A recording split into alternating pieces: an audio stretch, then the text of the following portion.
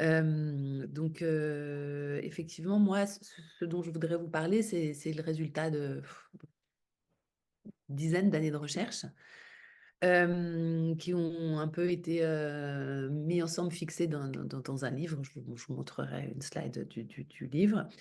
Mais l'idée au cœur de cette recherche-là, c'est de questionner deux choses qui sont au cœur de nos politiques migratoires en général et qui sont le cœur des politiques d'asile, qui sont la première, la distinction entre d'un côté les réfugiés, de l'autre les migrants, et la deuxième, la hiérarchisation, qui fait des réfugiés, des étrangers plus légitimes que les migrants.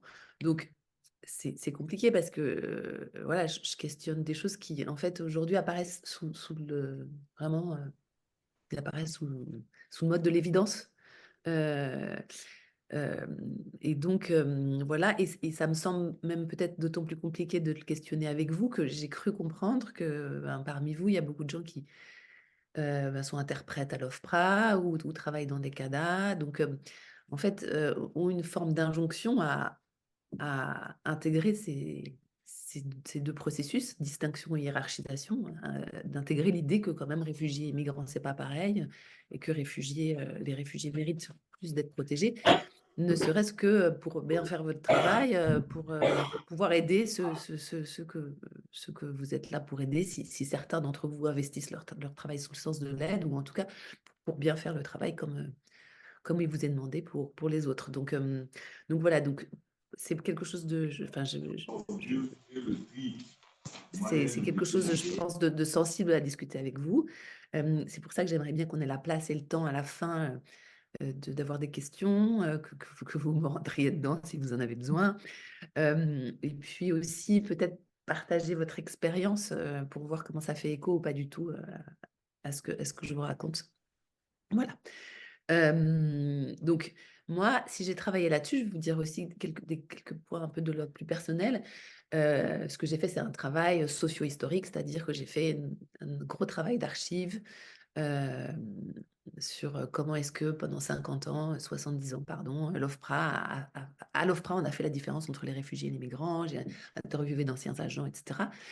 Je reviendrai là-dessus, mais en fait, avant ça, cette envie de travailler là-dessus, elle est née d'une expérience professionnelle. J'ai été officier de protection au HCR en Israël. Donc là, j'étais chargée, moi, de dire si les demandeurs d'asile, donc c'était pas des demandeurs d'asile palestiniens, parce que en Israël, les Palestiniens sont en dehors du mandat du HCR, mais c'était d'Éthiopie, du Soudan, d'Érythrée, du Congo, enfin, voilà. Et donc chargée de dire si c'était des réfugiés, des demandeurs d'asile. Et en fait, quand j'ai commencé ce travail, j'étais jeune, j'avais envie de prendre ma part pour rééquilibrer les injustices du monde. Et donc, j'ai été ravie de pouvoir faire ça, ravie aussi de travailler pour l'ONU. Et puis, petit à petit, j'ai été de plus en plus gênée par ce que je devais faire, de plus en plus, euh, oui, gênée. Et j'ai commencé à me poser des questions. Et à l'époque, j'avais pas beaucoup de moyens de trouver des réponses à ces questions-là. Et au fond, je pense que cette recherche que j'ai faite, c'est aussi euh, une manière de donner des réponses à la jeune femme que j'étais, mais aussi en fait à tous ceux qui ont travaillé dans ces positions-là, ou ont rencontré ces dilemmes-là que j'ai rencontrés. Donc, c'est pour ça que c'est peut-être intéressant je voudrais prendre un petit temps pour vous raconter c'est quoi ces questions que je me posais qui m'ont gênée au point que finalement, j'ai décidé de quitter ce travail et puis j'ai rejoint ensuite le monde de la recherche. Alors, la première question, c'est une question très classique qu'on retrouve partout. Moi, je l'ai beaucoup retrouvée en faisant beaucoup d'entretiens avec des officiers de protection, qui est pour moi pas la plus intéressante, mais en fait qui est la plus commune, qui est en fait, est-ce qu'on a bien les conditions de travail réunies pour pouvoir faire ce travail qu'on nous demande de faire, c'est-à-dire de dévoiler la vérité de l'individu, est-ce qu'il est un réfugié ou est-ce qu'il est un migrant, donc de trouver en lui posant des questions et en faisant des recherches, donc en cherchant à travers ses entrailles, son récit et en même temps à travers l'information à disposition sur le pays d'où il vient, de dévoiler cette vérité réfugiée aux migrants. Donc voilà, conditions, ça veut dire est-ce qu'on a assez d'informations, est-ce qu'on a assez de temps, est-ce qu'on a assez de liberté, d'indépendance, etc.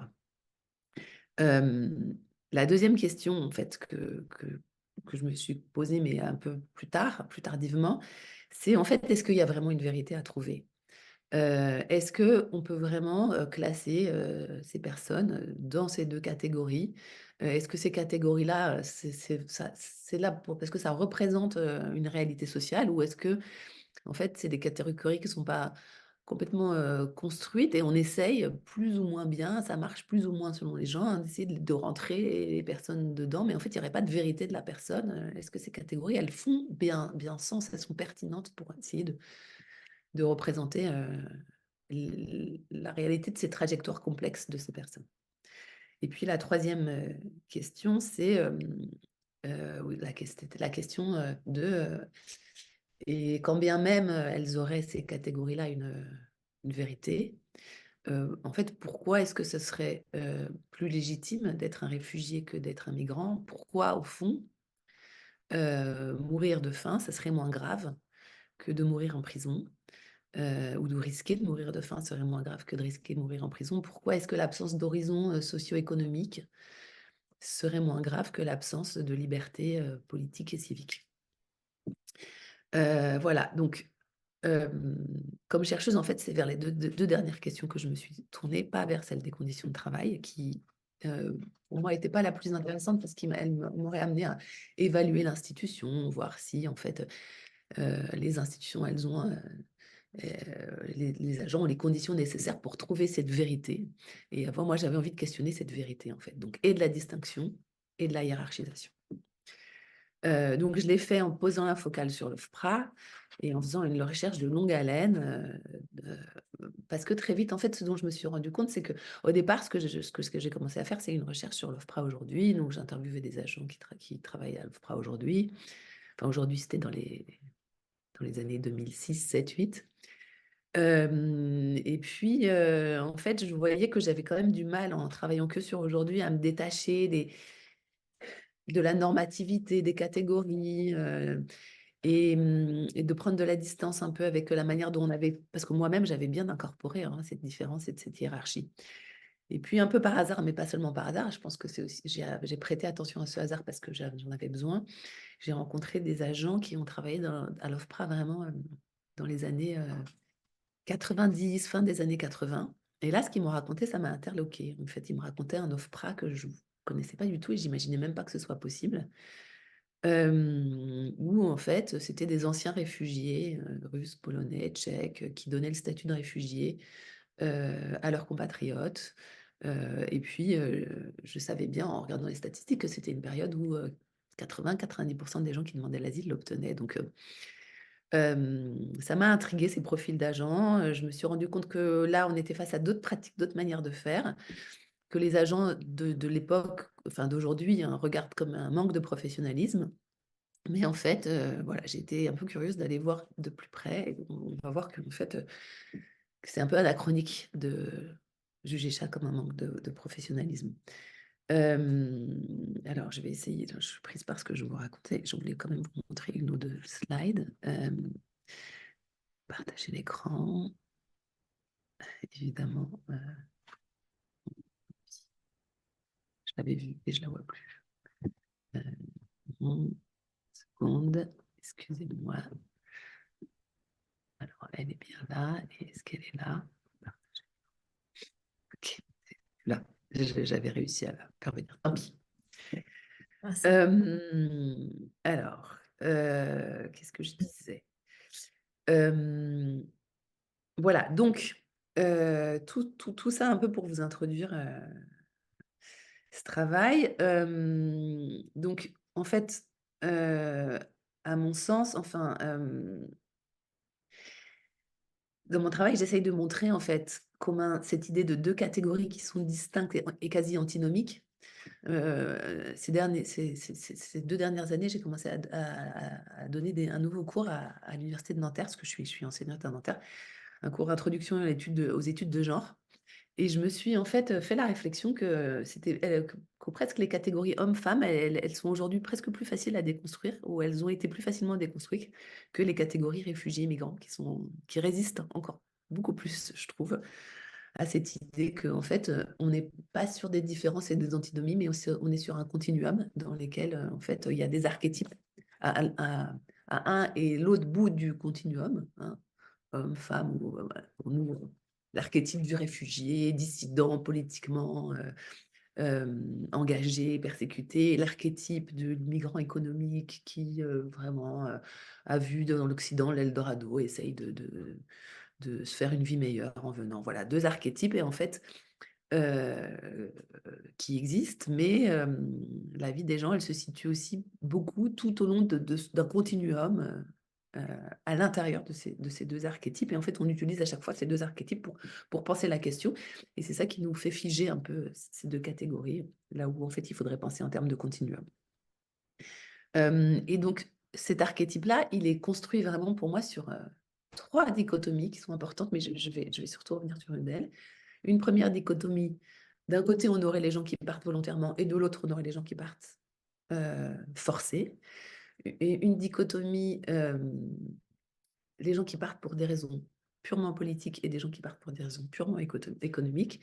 Et une dichotomie, plutôt une persécution individuelle ou plutôt des violences collectives. Alors, elle est moins forte, cette dichotomie, parce que quelquefois, certains pays, même si on fuit des violences collectives, on arrive à avoir le statut de réfugié. Mais quand même, il y a cette idée que plus on est individuellement menacé, plus on est un réfugié. Donc voilà, et tout ça, en fait, on peut le questionner. Ça veut dire que, en fait, c'est la même chose, ces dichotomies, elles se trouvent sur un continuum. En fait, quand bien souvent, une migration, elle n'est pas si volontaire que ça, c'est difficile de démêler qu'est-ce que ça veut dire volontaire, qu'est-ce que ça veut dire forcé. Euh, les gens, à un moment, ils font des choix de partir, pris par des contraintes, et ils estiment subjectivement que là, ils n'ont plus le choix, ou ils partent quand même, même s'ils ont encore un peu le choix, avant de ne plus l'avoir. Est-ce qu'une migration économique, on peut vraiment dire, quand on fuit la faim ou la misère, qu'on a le choix? Voilà. Mais pour moi, la plus importante à questionner, c'est la dichotomie politique-économique qui permet de questionner cette catégorie réfugiés migrants. Et donc là encore, il y a deux choses à dire. Il y a la première qui est que, en fait, dans les motivations des gens, souvent le politique et l'économique s'entremêlent, et qu'aujourd'hui, il y a une injonction très forte à ce que les motivations soient purement politiques, et que s'il y a un peu d'économique, très vite, ça jette le discrédit. Et puis surtout, peut-être plus important encore pour moi, c'est que l'idée même de distinguer ce qui relève de la sphère du politique que ce que relève de l'économique, pas dans la motivation des gens, mais de dire il y a quelque chose qui est politique qui est différent de l'économique, ça, c'est quelque chose qu'on peut questionner. Ça veut dire que pourquoi l'économique ne serait pas politique? Pourquoi est-ce que... et là, je renvoie en fait à des travaux d'un chercheur il y a vraiment longtemps qui s'appelle Karl Polanyi. Il y a quelqu'un qui parle, j'entends un peu qui s'appelle Karl Polanyi et qui a montré que, en fait, au cœur de l'idéologie libérale, puis plus tard néolibérale, il y a cette idée que, en fait, la sphère économique, ça serait quelque chose de différent de la sphère politique. Il y a cette idée, en fait, de désencastrer, lui, il appelle ça désencastrement, désencastrer ce qui relève de l'économique en fait, du reste des sphères de la vie sociale. Et donc, comme ça, il y a cette idée que ce qui relève de l'économique, c'est quelque chose de pas politique, quelque chose de séparé, quelque chose d'autonome. Et qui fait qu'on peut comme ça penser maintenant que, voilà, il y a l'un ou l'autre, ou en tout cas, ça se divise. Donc, voilà. Après, il y a plein de figures qui permettent aussi de questionner ces dichotomies. Par exemple, cette idée que, en fait, migrer, c'est voter avec ses pieds. Ces figures. Alors, moi, j'aime bien aussi aller vers les figures un peu paradigmatiques des réfugiés anciennes. Par exemple, si on prend les Juifs russes qui fuient les pogroms au début à la fin du 19e siècle. En fait, il fuit les pogroms, mais il fuit aussi la famine en Russie. Donc voilà, on voit bien ce mélange de politique et d'économique. C'est très difficile à démêler. Et pareil pour les Russes qui fuient le bolchevisme en 1917. En fait, il y a une immense famine en Russie. Et, euh, et c'est aussi difficile à démêler. Voilà, tout ça pour essayer de vous montrer comment est-ce que, en fait, c'est pas si simple que ça de figer ces deux archétypes, de penser comme ça de manière, enfin voilà, ça, pour vous inviter à interroger. Cette distinction, je vais vous montrer encore d'autres manières que j'ai fait pour les interroger. Euh, je voulais dire quelque chose dont j'ai perdu le fil.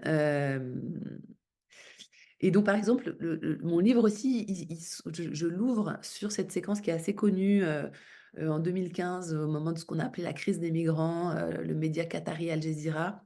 Je ne sais pas si vous vous souvenez, mais à un moment, il a proclamé, après un énième naufrage en Méditerranée, qu'il allait arrêter d'appeler les gens qui traversent la Méditerranée, et surtout les Syriens et les Érythréens, les Afghans, migrants, et de les appeler réfugiés. Parce que dans la presse, c'est l'une ou l'aide de ces, en fonction souvent des considérations politiques du média. Euh, et donc, une fois qu'Al Jazeera a dit ça, tous les médias du monde entier se sont positionnés. Il y en a qui ont dit il faut les appeler des réfugiés, d'autres il faut les appeler des migrants. Et en fait, moi, la question avec laquelle j'ouvre le livre, c'est mais pourquoi est-ce que, en fait, il faut transformer les migrants en réfugiés pour les rendre légitimes. Pourquoi? Et qui n'était pas une question, enfin, la question qu'a ouvert Al Jazeera, ça a vraiment tout le monde a répondu ah non, c'est des réfugiés, ah non, c'est des migrants. Et donc voilà, donc moi je viens avec cette question-là qui est un peu décalée et qui fait que quelquefois je peux ne pas être comprise, hein, mais en fait, pourquoi il faut transformer les migrants en réfugiés pour qu'ils soient légitimes? Et donc ça pose la question de la hiérarchisation. Et donc, ce que j'ai essayé de vous montrer là, un peu rapidement, un gros trait, hein, pour questionner cette dichotomie réfugiés-migrants, ça montre non seulement qu'elle est questionnable, qu'il y a plein de zones de flou, qu'il y a du continuum, etc., mais ça montre aussi, vous avez vu, hein, je vous dis, c'est aussi le cœur de l'idéologie libérale, de séparer l'économique du politique.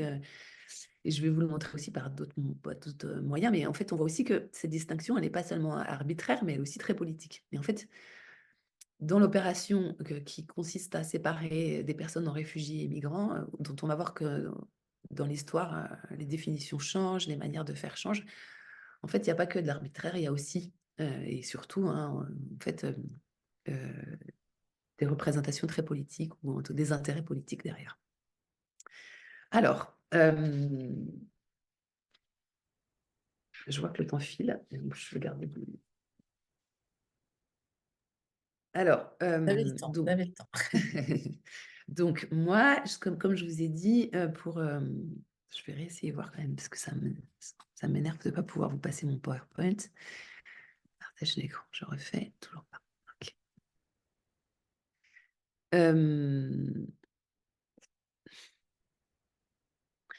Donc, je vous ai dit que moi, ce qui m'a beaucoup aidé aussi pour questionner, hein, puisque on a vu, hein, c'est pas les questions, hein, hiérarchisation et distinction, elles ne sont pas centrales. Et en fait, c'est pas seulement qu'elles ne sont pas centrales, c'est qu'elles ne sont pas légitimes. Euh, elles ne sont pas légitimes parce que, en fait, même parmi les personnes qui sont, enfin, voilà, dans la sphère politique, hein, parmi ceux qui sont enfin, qui sont pour le contrôle des frontières, rigide, strict, etc. En fait, quelque part, tout le monde aime l'asile. En fait, l'asile, tout le monde veut la sauver, le défendre, etc.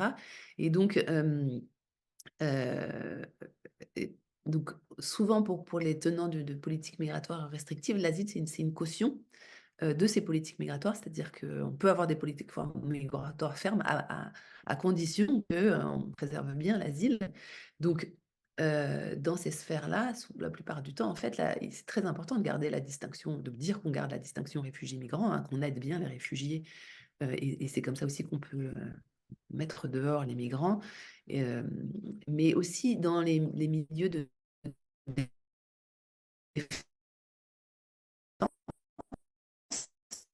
des étrangers, que ça permet de mettre à distance au moins un groupe de personnes, même petits, de l'illégitimité dont il y a écrit ma connexion est instable. Donc vous me dites si c'est revenu.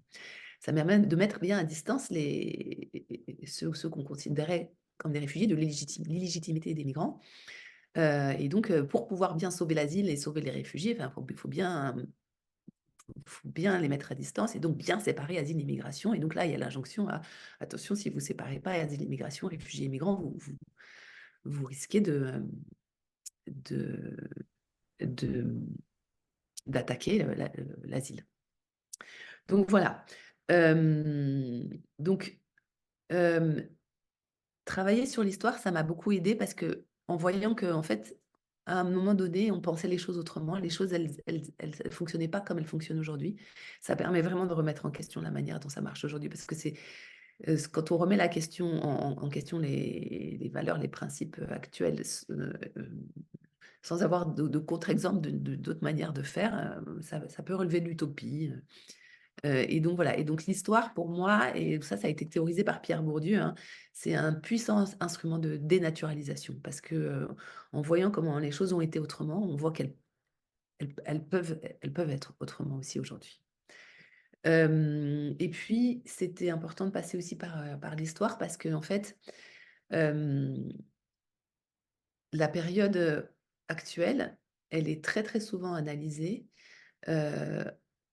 en elle est très, très souvent analysée en référence à la période passée. C'est-à-dire que, donc je vous ai dit aujourd'hui, il y a environ 20-30%, ça dépend si on regarde l'OFPRA ou la CNDA, vous le savez sans doute, très certainement, d'accords au statut de réfugié. Et puis, jusque dans les années 80, il y avait 80-90% d'accords au statut de réfugié. Et la manière d'analyser en général cette transformation, il y a 3 manières de l'analyser. On va voir qu'en fait, en travaillant sur les catégories et sur le passé, aucune d'elles ne fonctionne à mon sens, mais je vais vous les dire, puis vous allez voir où vous vous reconnaissez dans cette analyse. 3 manières de voir, d'analyser comment est-ce qu'on est passé de 80% d'accord à 80% de rejet. La première, c'est de dire que avant, quand il y avait 80% d'accord, c'est que l'institution, l'OFPRA, la CRR, ça s'appelait comme ça à l'époque, était indépendante et que 80% de rejet, ça acte bien la fin de l'indépendance de ces institutions. Une autre manière d'interpréter, c'est de dire qu'avant, quand il y avait 80%, c'était des vrais demandeurs d'asile, des vrais réfugiés, et que ces 80%, c'est bien la preuve qu'aujourd'hui, c'est des faux, et c'est des migrants économiques qui se déguisent en réfugiés. Et la troisième manière d'interpréter cette transformation, c'est de dire, je suis désolée, il y a quelqu'un qui parle et je l'entends. Écoute, je vais les gerber. Si vous pouvez bien mettre votre... Oui. J'ai le droit et bien fermer votre micro. Quelqu'un a son... On essaie de retrouver. La troisième manière, c'est de dire que la Convention de Genève, qui donc définit ce que c'est un réfugié, je pense que vu le public qui est là, je ne vais pas vous redire ce que c'est la Convention de Genève, mais qui donne la définition du réfugié, elle a été très bien adaptée à cette période des années 50 à 80, dissidents qui demandaient l'asile et que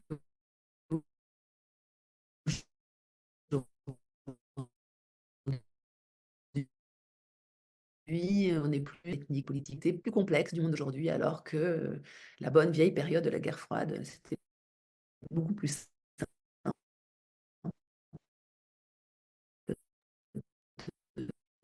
de discerner motif de départ était plus simple. Donc voilà, moi, je suis d'accord avec aucune de ces analyses et je vais vous dire quelle est la mienne, mais je vais vous laisser un peu de suspense parce que comme ça, voilà, peut-être pour vous dire quelle est mes analyses. Alors, donc, venons-en au cœur de mon travail. Hein. On peut dire que c'est une extrêmement longue introduction. J'ai essayé, donc, j'ai déconstruit un peu donc, cette distinction et hiérarchisation de 2 manières. Une première, je vais revenir très très vite dessus, en regardant un peu comment, en fait, les définitions de ce que c'est un réfugié, elles n'avaient pas arrêté de changer dans le temps. qu'aujourd'hui, depuis 1951, on est avec la définition de la Convention de Genève qui dit qu'un réfugié, c'est quelqu'un qui est persécuté, qui est individuellement persécuté pour raison de sa race, de son opinion politique, 5 raisons, blablabla. Mais en fait, ce n'est pas toujours la définition du réfugié qui a existé. Donc, quand on voit qu'il y a plein de définitions qui se sont succédées, ça nous permet d'autant plus de prendre du recul avec cette idée qu'en fait, il y a une vraie identité de réfugié. Et ça nous permet, moi, ça m'a permis en tout cas de poser quelque chose qui est vraiment important, qui est au cœur de ma réflexion, de dire qu'en fait, le statut de réfugié, il en dit beaucoup plus long sur les personnes qui désignent, qui définissent, qui appliquent ces définitions, que sur les personnes qui sont désignées. Et donc, tout l'objet de ma recherche, au fond, c'était de dire, bon, on arrête essayer de trouver la vérité du réfugié en disséquant les artères des personnes qui demandent l'asile, regardez pourquoi elles sont parties à ce moment-là, pourquoi elles ont fait ce choix, c'est vraiment une motivation, mais c'est plutôt en regardant les institutions qui créent des définitions et qui les appliquent que, en fait, on comprend beaucoup mieux ce que ça veut dire un réfugié. Donc, inverser le regard et regarder plutôt vers ceux qui définissent le label et mettent en œuvre le label que sur ceux qui sont labellisés. Et donc voilà, donc j'ai passé un peu en revue depuis le moment où le mot réfugié apparaît, les différentes définitions. Et donc on voit que donc je ne vais pas du tout vous refaire tout ça parce que ça va prendre énormément de temps. Si vous êtes curieux, et que vous n'avez pas envie de lire un livre entier, j'ai écrit des petits articles là-dessus. Mais par exemple, pour revenir sur des périodes un tout petit peu... donc à un moment, réfugiés, c'était les Huguenots et seulement les Huguenots, alors qu'à la même période, il y avait les Juifs et à l'époque, on les appelait les morts, mais c'était les Arabes d'Espagne qui se faisaient persécuter, mais eux, ils n'étaient pas appelés réfugiés. Ça montre l'eurocentrisme, ça montre la place de... la religion catholique dans la définition du réfugié. Et si on se penche sur la période de l'entre-deux-guerres, pour moi, c'est intéressant parce que, en fait, jusqu'en 1950, ça vous le savez peut-être, il n'est pas sûr, jusqu'en 1950-51, la Convention de Genève, en fait, la définition du réfugié, ce n'était pas une définition individuelle, c'est-à-dire que la Société des Nations, puis donc, l'ancêtre de l'ONU, elle décrétait un groupe national, elle disait, voilà, ce groupe national, ce sont des réfugiés. Et si on appartenait à ce groupe national, on était automatiquement réfugié. Et si on n'appartenait pas à ce groupe national, peu importe ce qui vous arrivait de grave, vous ne pouviez pas être reconnu réfugié. Et le groupe national paradigmatique, vraiment emblématique, le premier, le plus important, qui a été donc désigné par la SDN réfugié, c'est les Russes. Et c'est pas par hasard que c'est les Russes, parce que c'est un moment, c'est au début des années 20, c'est un moment où ce qui pose problème à la Société des Nations, à la communauté internationale, c'est la peur de la contagion bolchevique. Et donc, dire que les Russes sont des réfugiés permet de décrédibiliser ce communisme naissant dont on a peur qu'il s'étende au reste de l'Europe. Au même moment, vraiment, au même moment, on a quand même Mussolini et Hitler au pouvoir. Donc, on a des Italiens qui fuient, notamment en France, et des Juifs allemands qui fuient notamment en France. Et eux, ils ne sont pas désignés par la SDN comme des réfugiés. Ils ne sont pas désignés par la SDN comme des réfugiés pour une raison très simple, c'est que Mussolini est au Conseil de sécurité de la SDN, Hitler est dans la SDN encore pour un certain temps, et les grands pays de la SDN, avec Mussolini très clairement et avec Hitler jusqu'en 1933, ils essayent de négocier, d'aménager les relations. Et donc c'est seulement en 1938, quand c'est la fin de la conciliation des grands États de la SDN avec Hitler, que les Juifs allemands, donc 1938, c'est tardif, que les Juifs allemands sont désignés comme un groupe de réfugiés. Donc là, on voit bien ce que j'essayais de vous dire plus tard, c'est-à-dire on voit bien, non pas tant l'arbitraire derrière les définitions, mais la dimension très politique des désignations. Et puis vient la Convention de Genève avec cette définition du réfugié comme persécuté, donc voilà, que vous connaissez. Et donc là, on a bien l'impression qu'on n'est pas avec une définition qui est politiquement orientée. Et en fait, c'est pas si ça s'interroge aussi. Parce que cette définition du persécuté pour des raisons, opinion politique, race, etc., qui nous paraît très neutre, en fait, elle est élaborée en 1951, c'est-à-dire au moment des débuts de la guerre froide. Et ce qu'elle fait, au fond, si on regarde cette définition, c'est qu'elle permet de donner une protection à ceux qui fuient des violences politiques et civiques, et pas qui fuient des violences socio-économiques. D'ailleurs, on dit pas tellement violence socio-économique, on n'utilise pas tellement le mot violence pour le socio-économique, on va dire discrimination, etc.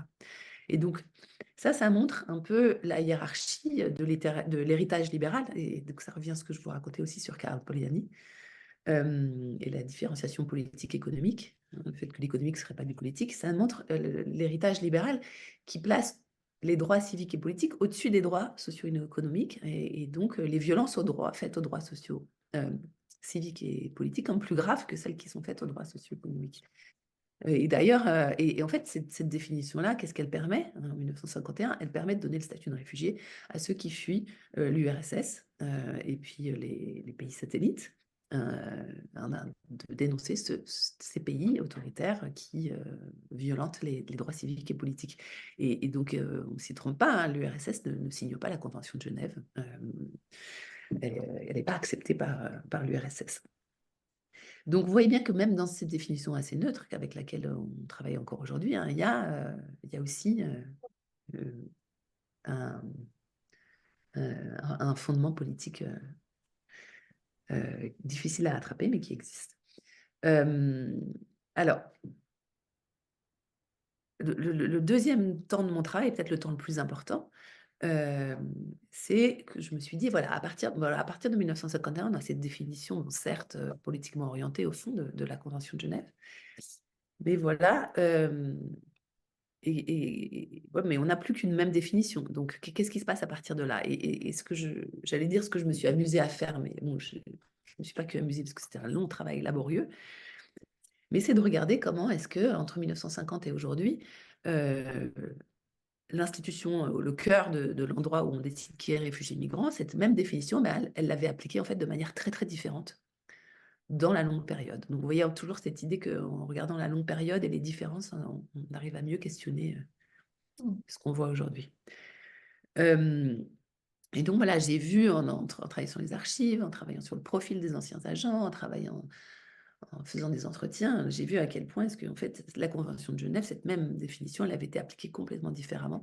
Et en fait, selon les considérations politiques, économiques, sociales de la société française, du gouvernement français, des gouvernements à un moment donné. Donc, encore une fois, à quel point est-ce que le statut de réfugié, de regarder comment le statut de réfugié il est donné sur 70 ans, comment ça nous renseigne beaucoup plus sur les réfugiés, les demandeurs d'asile, etc. de l'époque.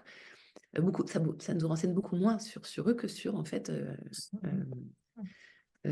ceux qui désignent, c'est-à-dire les différents gouvernements français successifs et les officiers de protection de l'OFPRA. Donc, pour le faire très, très rapidement, en fait, ce qu'on voit quand on regarde ces années, d'abord, donc les années 1950-1980, ce que j'ai appelé le régime des réfugiés, ce temps-là, et puis la période d'après, 1980 à nos jours, j'appelle ça le régime des demandeurs d'asile. On voit que le statut de réfugié, il est attribué quasi automatiquement aux ressortissants des pays communistes, des pays sous domination soviétique. Donc, vous voyez qu'on est en fait dans la continuation un peu de cette question de la guerre froide. Il suffit de venir du RSS, de Tchécoslovaquie, de Pologne, de Hongrie, et puis plus tard du Vietnam, du Cambodge et du Laos, pour obtenir le statut de réfugié quasi automatiquement. On ne vous demande pas de preuves, on ne vous demande pas du tout de raconter que vous êtes individuellement persécuté. En fait, la nationalité suffit. Et en fait, au fond, on est dans la continuation de ce que c'était le statut de réfugié sous la SDN. On voit qu'en fait, les pratiques, elles ne se changent pas comme ça toujours du jour au lendemain, comme les définitions. Ouais, j'ai perdu mon fil parce que j'ai vu un message dans la discussion. Excusez-moi. Oui, même si on change une définition juridique, ben, les pratiques, elles ne changent pas forcément. Donc voilà, il n'y a pas besoin de preuves, il n'y a pas besoin de cacher ses motivations économiques, il n'y a pas besoin de dire qu'on était individuellement persécuté. En fait, il suffit juste de montrer qu'on est hongrois, à des Hongrois, à des Russes, à des Tchécoslovaques, donc c'est pour ça aussi que le fait que les agents qui sont en place à ce moment-là, c'est pas une aberration qu'ils soient réfugiés eux-mêmes Et parce que j'ai pas dit ça. Ah oui, c'est ça, oui. Ils soient réfugiés et eux-mêmes polonais, etc. Parce qu'en fait, le travail qu'ils font, il n'a rien à voir avec le travail que font aujourd'hui les officiers de protection. Ils sont pas censés voir déceler la vérité de la persécution individuelle.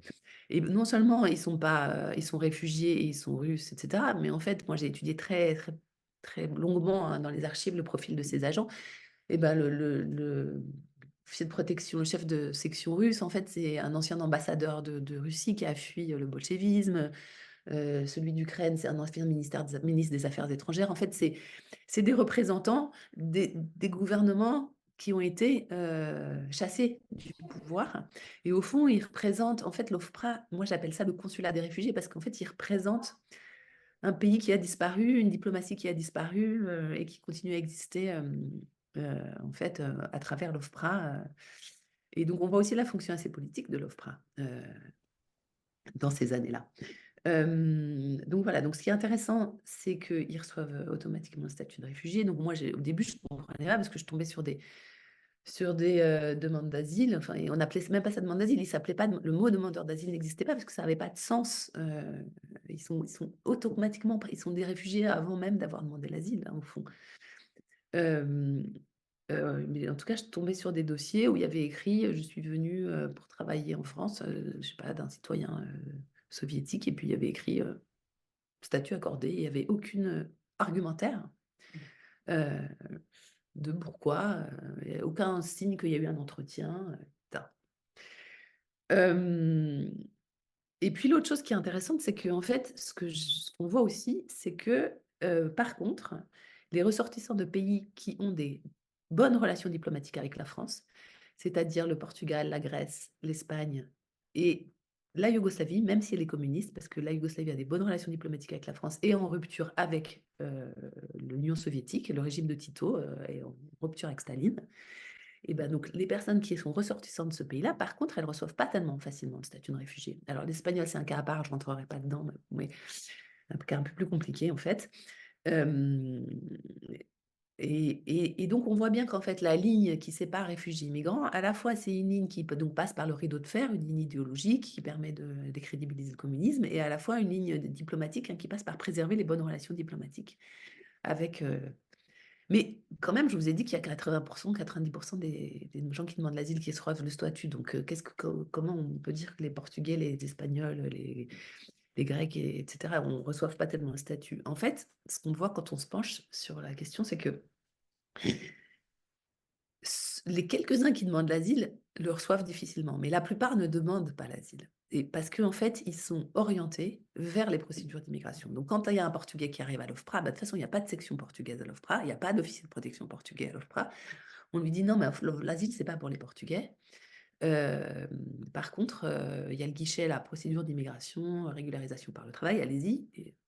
Et effectivement, les Portugais, les Grecs, les Yougoslaves, ils n'ont pas trop de mal, ils n'ont pas de mal du tout de se faire régulariser par le travail. Donc, ils n'ont pas non plus besoin tellement d'aller vers les procédures d'asile. Puis quand ils y vont, on les oriente vers l'immigration, on les réoriente vers l'immigration. Et puis quand ils demandent quand même l'asile, en général, on essaye de ne pas leur donner et on ne leur donne pas. Et donc, on voit très clairement dans les archives d'OFPRA le conseil, le ministère, le ministre des Affaires des le représentant du ministère des Affaires étrangères, par exemple, qui dit écoutez, il y a un problème, là, il y a trop de Yougoslaves qui reçoivent l'asile, on a des problèmes avec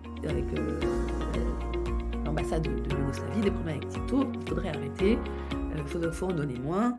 Ça choque personne d'ailleurs. Et puis on voit qu'un an plus tard, les accords de main-d'œuvre entre la Yougoslavie et la France qui permettent de régulariser par le travail plus de Yougoslaves, ils sont approfondis. Et comme ça permet encore plus d'éviter que les Yougoslaves viennent voir l'asile. Donc on voit que la question aussi de la vérité de réfugiés migrants, donc elle passe par la question nationale et qu'il n'y a pas tellement besoin, comme aujourd'hui, en fait, d'aller chercher dans les entrailles des individus pour savoir s'ils sont réfugiés et migrants. Et il n'y a pas non plus besoin tellement de rejeter frontalement, hein. On peut juste réorienter vers les procédures d'immigration. Et ça, c'est très, très important parce qu'en fait, ce qui caractérise la période d'aujourd'hui, c'est que le fait que les politiques migratoires se sont fermées, fait qu'il n'y a plus de cette possibilité en fait de porosité. Moi, j'appelle ça la porosité d'usage entre asile et immigration, qu'on peut orienter certains groupes plutôt vers asile et plutôt vers immigration en fonction des considérations diplomatiques qui peuvent être prises en compte. Enfin, je veux dire, la raison d'État, ça existe.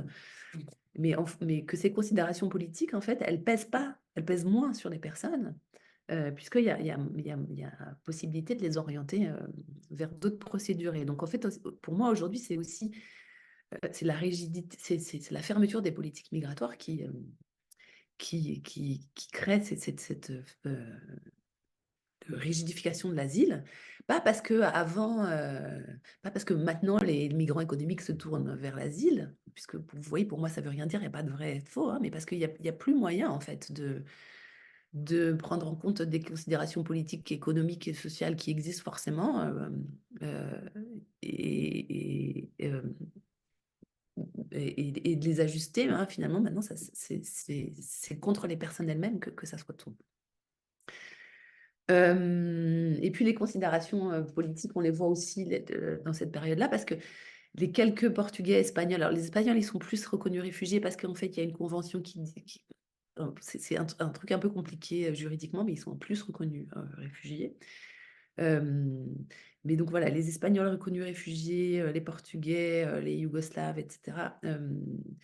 Les quelques-uns d'entre eux qui sont reconnus réfugiés, enfin, on voit qu'il n'y a aucun communiste.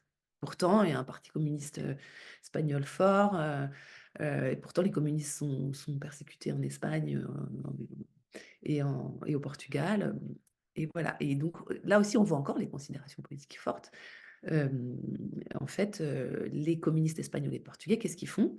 Soit ils évitent l'OFPRA, d'abord parce qu'en plus, ils ont peur de se faire dénoncer les liens entre la police française, l'OFPRA, la police française et la police portugaise. Donc, ils se déguisent en paysans pour avoir l'air d'être vraiment des migrants économiques et se faire régulariser par le travail. Donc, vous voyez l'inversion, comment elle est intéressante. Ou alors, s'ils ne sont pas trop connus, les communistes portugais et espagnols, alors à ce moment-là, ils vont à l'OFPRA, mais ils disent surtout pas qu'ils sont communistes. Donc, on a retrouvé notamment Victor Pereira, qui est un chercheur qui travaille beaucoup sur les migrants, le Portugal, a retrouvé en fait plein de communistes qui connaissaient lui et qui voient qu'en fait, à l'OFPRA, ils disent surtout pas qu'ils sont communistes. Voilà, alors, qu'est-ce qui se passe? Donc là, je commence à aller à court de temps. Donc, qu'est-ce qui se passe dans les années 80, 90? Eh bien, c'est que donc, la rigidification des politiques migratoires fait qu'on ne peut plus s'orienter. Parce que l'autre chose qui est intéressante pour moi, c'est que cette possibilité-là, dont je vous ai montré qu'avait le gouvernement français, en fait, de ne pas rejeter frontalement des gens parce que politiquement, ça n'allait pas de leur donner le statut, vous les orienter vers l'immigration.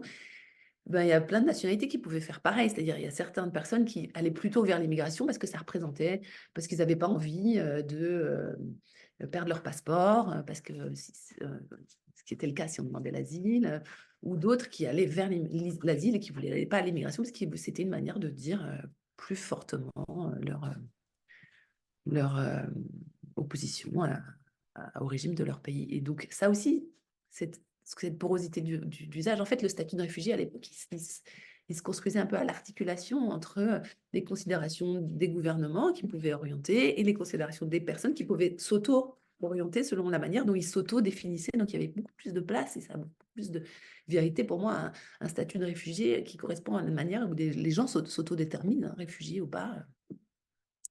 Donc ça, c'est plus possible à partir des années 80 avec la fermeture des politiques migratoires et puis la rigidification des politiques d'asile.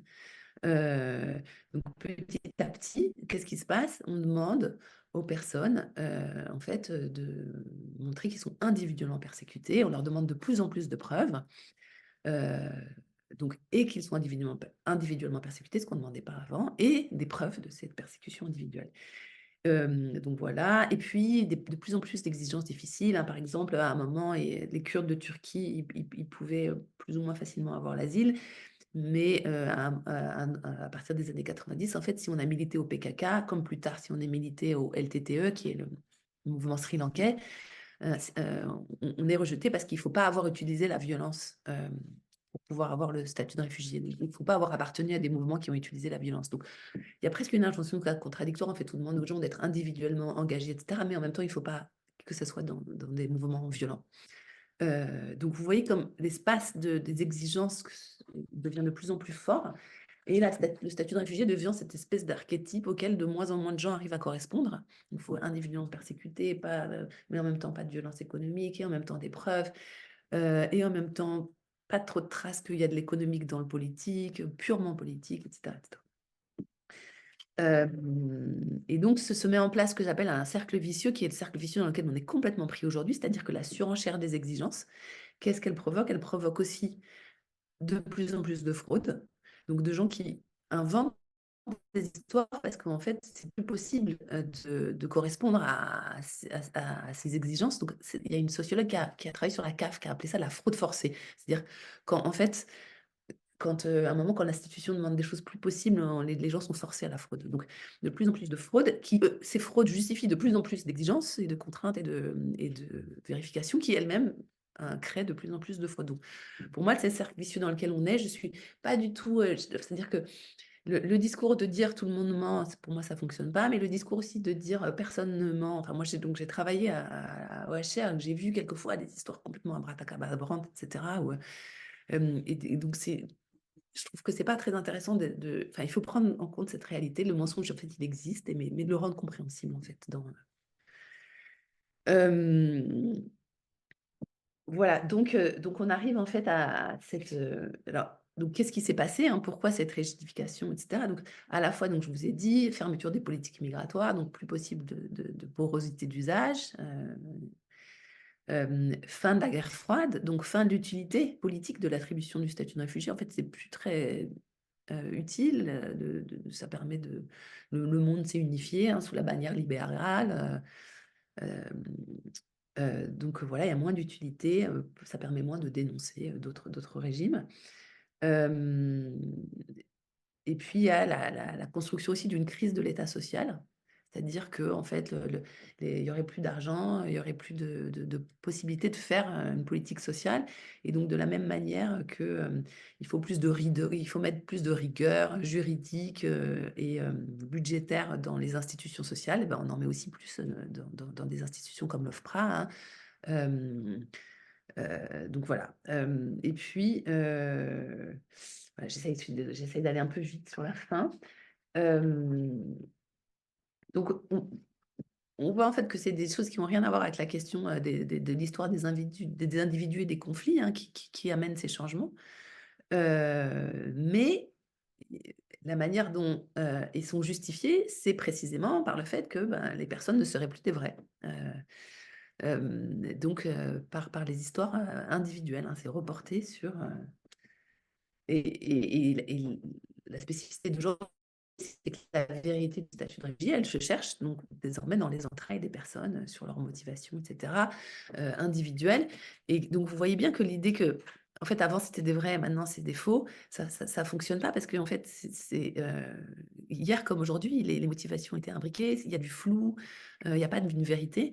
Et en fait, peut-être que ce qui est inédit aujourd'hui, c'est plutôt l'injonction à la pureté dans le statut de réfugié.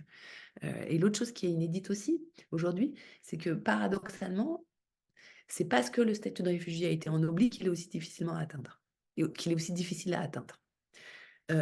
Et donc, en fait, dans ces années 50-80 aussi, il n'y avait pas tellement plus d'avantages à être régularisé par le travail qu'à être régularisé par l'asile. On avait à peu près les mêmes durées de séjour, etc. Et ce qui s'est passé, c'est que à mesure qu'on a fermé les politiques migratoires et du coup que aussi on a donc l'asile, c'est une bonne caution pour fermer les politiques migratoires, et puis aussi que l'accès à l'asile s'est restreint. Le réfugié est devenu une figure très forte et ennoblie. Quand on est devenu... avant, on avait une carte de 2-3 ans, hein, comme pour le travail. Et donc, tout à coup, les bénéfices d'être un réfugié, ils sont devenus très importants. Et alors même que la régularisation par le travail, elle devenait de plus en plus difficile, elle donne accès à des titres de séjour de plus en plus précaires. Donc, vous voyez que en fait, la hiérarchisation dont je parle, là, elle se fait aussi par le droit. C'est-à-dire que c'est aussi c'est par le droit, les droits afférents aux réfugiés sont très très forts, ce qui les distingue et ce qui les différencie de plus en plus des travailleurs, des gens qui se font régulariser par le travail. Et donc, le réfugié en oublie, ça devient la figure légitime versus le migrant qui est devenu légitime. Ça devient la personne qui a des droits qui sont importants, forts, 10 ans, puis naturalisés presque automatiquement. Et donc, voilà, mis sur un piédestal, et un piédestal de plus en plus difficile à atteindre. Et aujourd'hui, en fait, la logique dans laquelle on est, donc cette hiérarchie migrants-réfugiés, où elle se fait, je vous ai dit, par le droit, c'est-à-dire qu'on différencie très clairement les catégories ici par le droit, elle se fait aussi par ce que j'appelle un registre discursif qui raconte. Donc, ce qu'on raconte aujourd'hui, en gros, c'est que l'asile, réfugié, c'est un bien au-dessus, et pour sauver les réfugiés et l'asile, eh ben, il faut le restreindre. Puisque c'est pas donné à tout le monde d'être réfugié et d'arriver à atteindre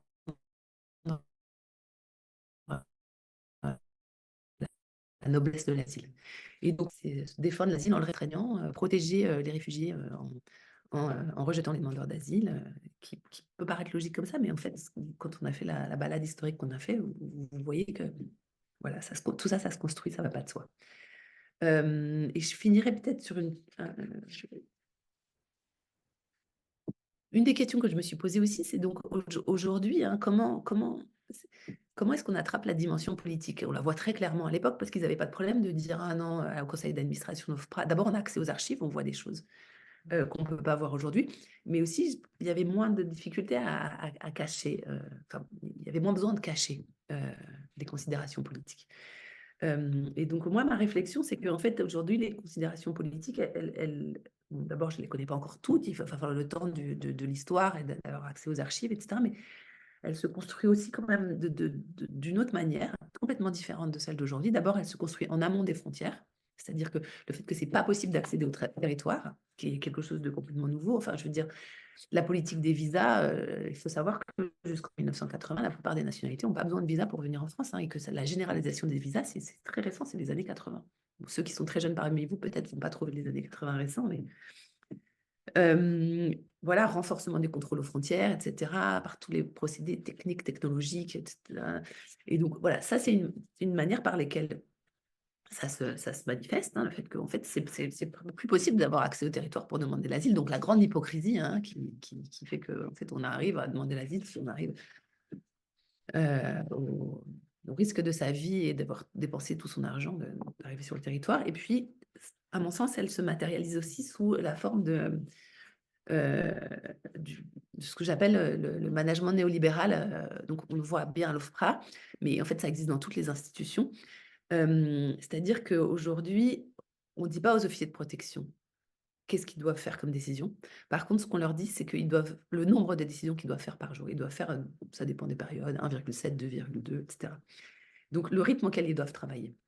Et il y a une norme à l'OFPRA quand même qu'on peut dire clairement qui est très différente de la norme avant, c'est que en fait, le rejet, c'est la norme et l'accord, c'est l'exception. Et donc, quand on fait un accord, il faut le justifier longuement. Et c'est intéressant parce que dans les années 60, c'est le rejet qui est l'exception. Et moi, j'ai trouvé vraiment une note du directeur général de l'OFPRA qui dit aux officiers de protection, s'il vous plaît, quand vous faites un rejet, justifiez-le mieux. Et je vois dans les dossiers que l'accord n'est jamais justifié. Donc, vous voyez qu'en fait, on a changé de norme. Et dans le cadre d'une norme où c'est le rejet qui est l'exception, et ben, le fait qu'il faille faire vite, et ben, ça, ça a comme conséquence cette politique du rejet qui est la politique de ce régime des demandeurs d'asile qui existe à l'OFPRA. Donc c'est par d'autres biais que se font ces injonctions politiques, au fond, à réduire l'asile, et donc par le biais plutôt le biais technique du management. Voilà. Encore deux mots. Donc, vous vous souvenez, là, je vous ai fait un suspense. C'est quoi les trois interprétations? Est-ce que c'est les profils qui ont changé? Est-ce que c'est des profils des demandeurs d'asile, la fin de l'indépendance de l'OFPRA, l'obsolescence de la Convention de Genève? Donc, pour moi, aucun des trois. Pourquoi? Parce que voit bien les profils des demandeurs d'asile, ils ont derrière, parce qu'il n'y a pas assez de travaux sur leur profil. Et aujourd'hui, enfin voilà, l'histoire est racontée comme ça, hein, mais ils étaient aussi flous hier qu'aujourd'hui. La Convention de Genève, vous voyez bien, en fait, c'est un texte flou qui peut s'utiliser de manière très, très flexible selon les périodes. On l'a utilisé il n'y a pas écrit persécution individuelle, en fait. Individuelle. Il y a écrit persécution, mais il n'y a pas écrit individuelle dans la Convention de Genève. Donc, aujourd'hui, en investissement, l'idée de individuel, c'est aussi comme ça que se met en place la politique des rejets. Ce n'était pas le cas hier. Vous voyez, c'est un texte flou qui peut s'interpréter de manière différente selon les considérations politiques de la période. Et puis, pour moi, il n'y a pas de fin de l'indépendance parce qu'au fond, quand il y avait 80% d'accord, il n'y avait pas d'indépendance non plus. Et en fait, l'erreur un peu militante, parce que moi aussi, enfin, je veux dire, je suis aussi militante dans des associations de défense des étrangers, j'essaye de tenir et de dire, ah, quand il y avait 80% d'accord, eh ben, ça veut dire que c'était bien et qu'ils faisaient bien leur travail et que c'était indépendant. Non, ce n'était pas indépendant. C'était aussi des considérations politiques, mais c'était d'autres considérations politiques. Et qu'en fait, aujourd'hui, on est passé à un moment où l'asile... Ça coupe pardon, est toujours politique, au fond. Karen, si vous Ah, pouvez juste reprendre merde. cette phrase, parce que ça coupe un petit peu. Oui, que l'asile est toujours, au fond, quelque Alors. chose de politique. Vous m'entendez ou pas? Oui. Moi, j'ai une bonne connexion, mais que en fait, avant, l'OFPRA n'était pas indépendante, mais elle était subordonnée à des politiques diplomatiques. euh, euh, euh, Ça coupe, Karen. idéologique, guerre froide, qui faisait que des rejets. Donc, ça coupe. Alors, moi, j'ai une connexion Internet Oui, qui me ça, dit que nous dit que c'est faible chez vous, mais du coup, c'était très entrecoupé. Votre conclusion, c'est vous dommage si on m'entendez? pas. Là, on Ah vous bon? entend. C'est Ma conclusion. Est-ce là que vous le m'entendez passant, bien? c'est apparemment Donc, faible. ce que je disais, c'est que l'OFPRA, Peut-être si vous coupez juste. Non, mais moi, apparemment. j'ai tout. Oui, ça coupe Ah oui, énormément. Oui, peut-être juste pour la conclusion, je peut-être coupe la vidéo. Est-ce ça que va c'est mieux comme ça? solutionner le. Ok. Oui, on vous entend. Donc, je disais que l'OFPRA, elle n'est pas plus indépendante. Elle Oh, alors. n'est pas plus indépendante, d'accord? Donner plus d'accords aussi, ça ne marche pas. Ah, zut. Est-ce que sinon, je sors et je rentre? Là, ça va, en fait. Je pense que parfois, ça vient un petit peu en saccadé, mais Ouais, là, je pense que ça allait un petit peu mieux. ça allait mieux? Ouais, là où on vous entend. Moi, j'ai une barre avec toutes mes trucs internet qui dit que ça va, qu'il n'y a aucun problème, donc je ne comprends pas. Mais bon, bref, je sais pas, je répète, donc même quand elle donnait 80% d'accord, ce qui nous semble plutôt super, eh ben, ça ne veut pas dire qu'elle est indépendante, elle n'était pas indépendante, elle était subordonnée mais à d'autres considérations de politique étrangère qui faisaient qu'elle donnait beaucoup d'accords. Aujourd'hui, elle est subordonnée, l'OFPRA, plutôt à des considérations de politique de réduction des flux qui fait qu'elle donne une majorité de rejet. Donc voilà, et la dernière chose que je voulais vous dire avant de conclure, c'est que voilà, tout ça, à quoi ça peut vous servir, vous, dans votre travail? Ben, c'est difficile parce que, je veux dire, pour ceux qui travaillent à l'OFPRA, à la CNDA, dans les CADA, etc., ben, vous êtes obligés d'être avec ces catégories, ces définitions. Donc voilà, mais c'est juste pour dire attention à pas trop y croire, à pas trop reprendre à votre compte, à avoir quand même un peu de mise à distance. À la fois pour les raisons intellectuelles, parce qu'on voit que ça ne tient pas, etc., mais aussi parce que vous voyez que en fait, la glorification des réfugiés, elle participe à la délégitimation des migrants. Et donc, voilà, pour moi, je travaille avec la définition du réfugié très, très concrète, mais vous ne pouvez pas, hein, parce que voilà, vous êtes pas... moi, j'ai une indépendance dans mon travail qui est que, en fait, un réfugié, c'est quelqu'un qui a réussi à avoir le statut. Ça, on dit pas, le statut de réfugié, ça ne dit pas plus que ça sur une personne. Ça dit juste, en fait, le réfugié, c'est une catégorie administrative. C'est une catégorie juridique. Et voilà. Heu, voilà et l'autre chose, bah, c'est pour moi aussi c'est qu'en fait, il peut pas souvent, moi, je suis interviewée par des journalistes et cetera. Qu'est-ce qu'il faut faire comme politique d'asile meilleure et cetera? Puis vous voyez, on fait des changements à l'OFPRA, on fait des réformes et pour moi, il y a pas de politique d'asile juste sans politique migratoire ouverte. On peut pas fonctionner l'un sans l'autre parce que on a vu, hein, ces catégories-là, en fait, elles font pas de sens dans la réalité sociologique du monde. Et que, voilà, que, il faut des politiques, d'immigration ouvertes et pour atteindre le territoire et puis, justement pour, s'adapter à la porosité, de ce que c'est ces catégories.